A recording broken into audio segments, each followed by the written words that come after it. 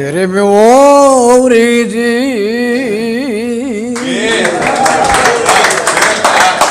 بلاو ساز ډېر ښه. اقبال بوس وایي چې پخوا به په خرقې کې صرف زه محمد اقبال وم. پخوا به په خرقې کې صرف زه محمد اقبال وم، اوس هرې هزې زوی له نوم اقبال ایښلی دی. او یا یې دغه یو شعر دی چې ستاسو په چم کې مې د کاڼو ټرالي واړوله، اوس مې پې ما په دې زندګي واړوله. د هغه ډېر خواږه خواږه شعرونه دي. هغه وایي چې د لوز او وعدې نه خبر نه دی، هغه کس ته معاشرې نه خبر نه دی. چې د لوز او وعدې نه خبر نه دی، هغه کس ته معاشرې نه خبر نه دی. که تاویږي ستا مالدار به دې تاویږي، ستا غریب ستا د کعبې نه خبر نه دی. او دغه دوه شعر هم ډېر ښکلي دي چې د ملک هر یو ځای مې جنت البقي دی، خو په ځان مې پکې شک ته دوزخي دی.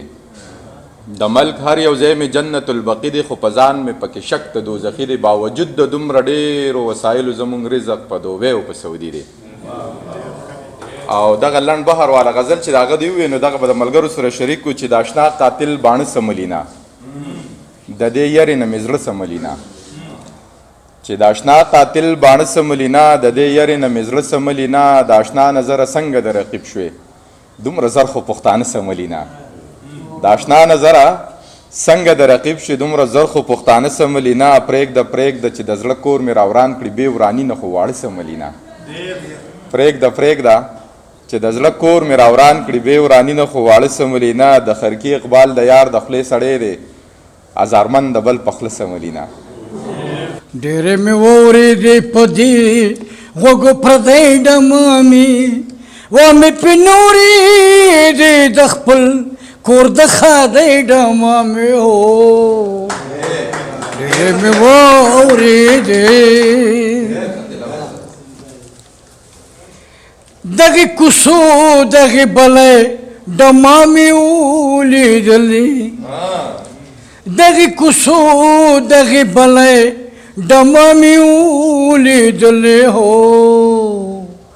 را دننه شوې یو د دې کور په ډیوډۍ ډمامې، را دننه شوې یو د دې کور په ډیوډۍ ډمامې. وامې پې نورېدې د خپل کور د ښادۍ ډمامې. هو ډېرې مې واورېدې. هو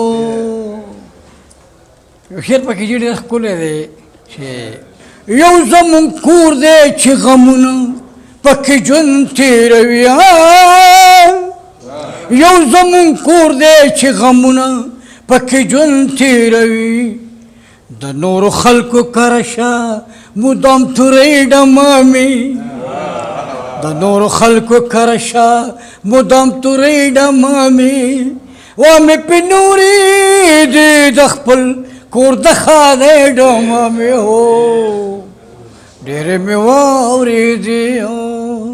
اخري اقبال د هغه جون بایللو سره جون کوي، اقبال د هغه جون بایللو سره جون کوي، اقبال د هغه جون بایللو سره جون کوي. هو چا پسې رستو چې وهي د بدنامۍ ډمامې، چا پسې رستو چې وهي د بدنامۍ ډمامې.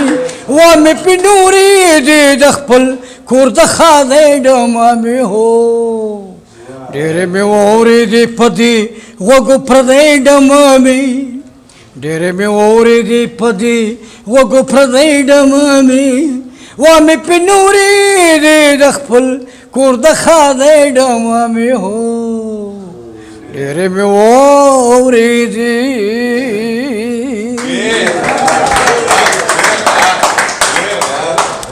ډېره مننه جي. دا زموږ په تور ډول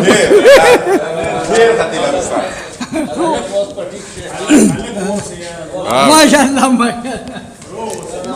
ډېر ښه تلاوت استاده.